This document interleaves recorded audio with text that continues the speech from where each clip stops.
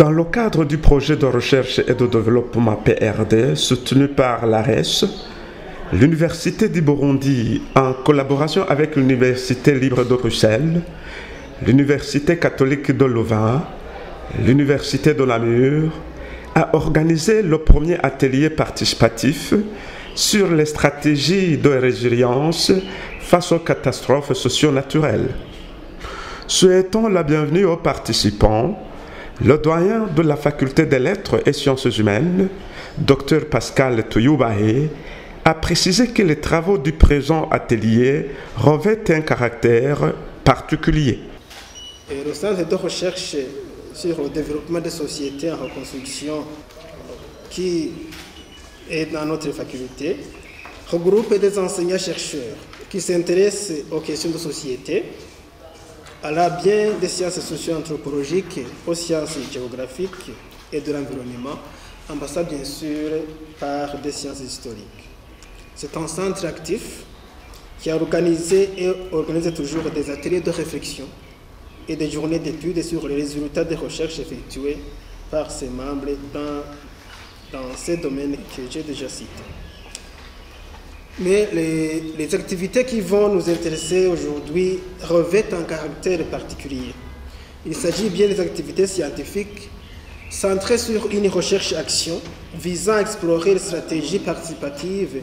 face aux catastrophes naturelles à travers les résultats des différents chercheurs,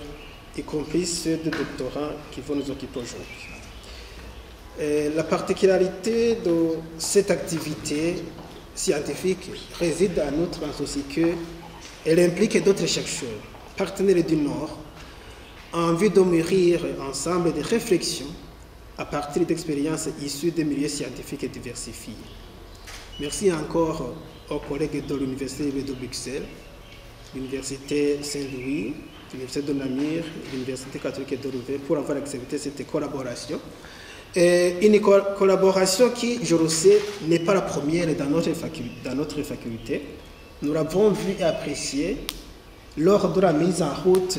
d'un master associé en anthropologie qui, aujourd'hui, si je ne me trompe pas, est à sa 6e promotion, sans oublier aussi votre participation dans la codirection des thèses. La faculté des lettres et sciences humaines se réjouit donc d'une telle dynamique des chercheurs de travailler en synergie avec d'autres chercheurs appartenant à d'autres institutions académiques étrangères. Cela contribue non seulement au renforcement de la recherche, mais aussi et surtout à la visibilité de notre faculté et de notre chère université. L'organisation et la tenue de ce type de manifestation scientifique est une belle occasion où les chercheurs se rencontrent pour partager les résultats de leurs travaux avec des sujets aussi divers et variés, ayant le point d'intersection aujourd'hui,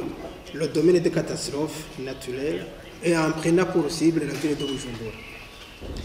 Nous pouvons donc nous réjouir de cette nouvelle dynamique de la recherche qui pérennise les valeurs académiques et scientifiques de notre institution.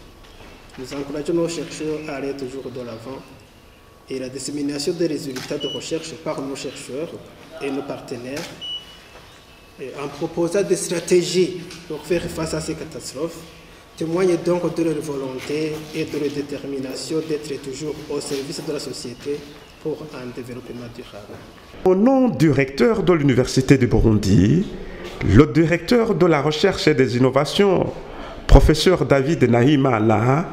a souligné que le présent atelier est un témoignage éloquent que les recherches de qualité se font à l'Université du Burundi. Le présent atelier est ici un témoignage éloquent que les recherches de qualité se font à l'Université du Burundi. Celles d'entre vos institutions qui entreprennent des travaux de recherche à travers des maisons d'études ou des services de consultance, qu'elles apprennent que l'Université du Burundi dispose de centres de recherche spécialisés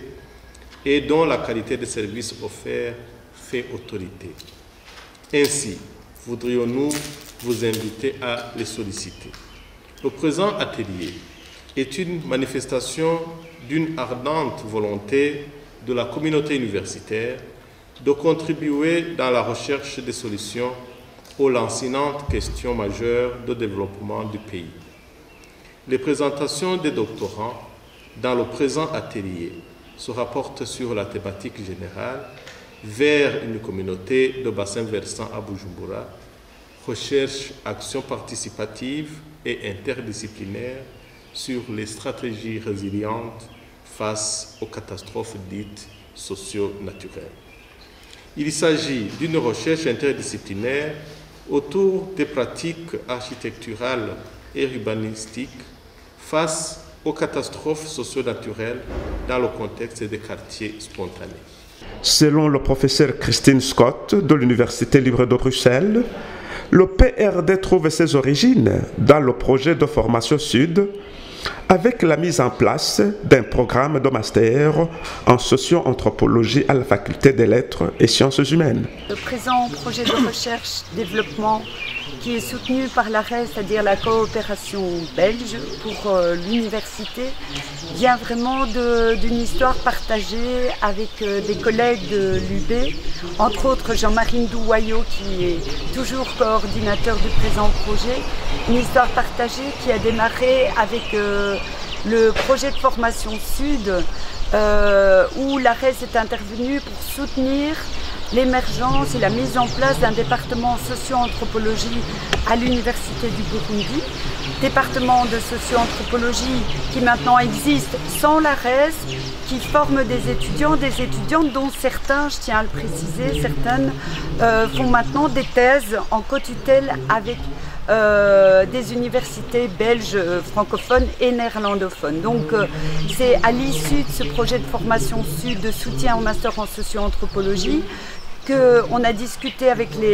l'ensemble des collègues à la fois belges et burundais et qu'on a décidé de poursuivre l'aventure qui est aussi une aventure intellectuelle mais aussi humaine cette fois-ci en rentrant un projet au niveau de l'ARES qui ne soit pas un projet de formation comme c'était le cas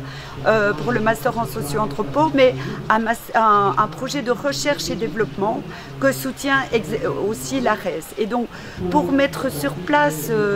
ce projet de recherche et développement, il nous est paru important d'associer à ce nœud, à ce noyau dur qui étaient les sociologues et politologues et historiens qui étaient dans le projet Formation Sud, d'associer des collègues en géographie et aussi des collègues en architecture, tant il nous semblait que la problématique que l'on voulait traiter, à savoir les catastrophes socio-naturelles à Bujumbura, essentiellement dues aux inondations, et les stratégies de résilience qui pouvaient être mises en œuvre par les habitants, nous paraissait être un objet interdisciplinaire. Et donc c'est pour ça qu'on s'est lancé dans cette nouvelle aventure avec des collègues de l'Université du Burundi, de l'UC Louvain, de l'UNAMUR et moi je travaille maintenant à l'ULB. Donc on a décidé de lancer ce projet interdisciplinaire sur les pratiques représentations populaires dans les quartiers spontanés et les stratégies de résilience qui sont mises en place par ces habitantes et ces habitants. Pour le moment, le projet encadre 3 thèses de doctorat en géographie, en architecture, en anthropologie et cela rentre naturellement dans la logique de la relève académique. Le projet de recherche et développement en fait a commencé en 2024 et va durer 5 ans. Donc il va se terminer en décembre 2028. Dans le cadre de ce projet, il y a 3 thèses qui sont envisagées. Il y a 3 doctorants en géographie, en architecture et en socio-anthropologie qui travaillent depuis une année. Vous avez entendu, celles et ceux qui ont eu la chance de participer à ces journées d'études ont eu l'occasion d'entendre les premiers enseignements qui ont été dégagés de leurs enquêtes de terrain. Donc on espère que dans 5 ans, ces thèses seront terminées et que ces doctorants, devenus docteurs, ils vont venir soutenir l'Université du Burundi, tant au niveau pédagogique qu'au niveau de la recherche. Et entre-temps, on fait la promesse de continuer de manière régulière d'organiser ces journées d'études, des journées d'études telles qu'elles ont été, que vous connaissez, à échéance régulière pour que les échanges qui ont eu lieu aujourd'hui et qui concernaient non seulement les doctorants mais aussi d'autres chercheurs d'autres facultés que celles des facultés des lettres et sciences humaines, puis qu'on puisse continuer à échanger. Tenant compte de la vulnérabilité de la ville de Bujumbura au changement climatique, il faut notamment travailler dans la logique de la solidarité de bassins versants entre l'amont et l'aval, en valorisant les pratiques résilientes existantes. Bujumbura ne résiste pas au réchauffement climatique que l'on connaît dans d'autres pays, mais les spécificités, peut-être ce qui complexifie encore la situation à Bujumbura, c'est l'exode rural, c'est l'explosion démographique qui n'est pas encore démentie. C'est aussi peut-être des défauts en termes de planification urbaine, puisque les quartiers qui sont les plus touchés par les catastrophes socio-naturelles, ce sont les quartiers qui ne sont, on dit spontanés, ou en tout cas qui ne sont pas viabilisés et qui ne sont pas entièrement viabilisés. Et alors un autre constat sur lequel j'insiste, parce qu'il est aussi au cœur de... C'est une hypothèse centrale de notre recherche, c'est que pour répondre même partiellement à ces catastrophes socio-naturelles, il faut travailler dans une logique de bassin versant, de solidarité entre l'amont et l'aval, et bien souvent, peut-être un peu trop, les politiques qui sont mises en œuvre n'obéissent pas tout à fait à cette logique de bassin versant. Et donc nous, un des enjeux de notre recherche, c'est de voir aussi à quelles conditions politiques, économiques, sociales, on pourrait valoriser cette solidarité de bassin versant. Comment est-ce qu'on pourrait la valoriser? Comment est-ce que les acteurs publics, les pouvoirs publics qui sont quand même partie prenante de la question, pourraient s'appuyer aussi, développer des solidarités de bassin versant en s'appuyant, deuxième chose, sur les savoirs et les pratiques populaires, parce qu'on pense qu'il y a des stratégies de résilience qui existent et qui peuvent être valorisées elles-mêmes par les pouvoirs publics et par les associations qu'on essaie de recueillir. Et un dernier élément sur lequel je voudrais insister, c'est que ces stratégies de résilience qu'on a envie de valoriser, elles s'inscrivent en complémentarité avec d'autres types de politiques qui sont menées, en particulier les politiques publiques qui sont menées actuellement, et je pense en particulier au plan de résilience urbaine. Donc je pense non pas à l'opposition entre deux manières de voir, mais au renforcement et à la complémentarité de politiques qui se mènent à échelle plutôt métropolitaine, et puis d'autres politiques qu'on peut développer à échelle plus micro-locale, mais dans une logique de bassin versant.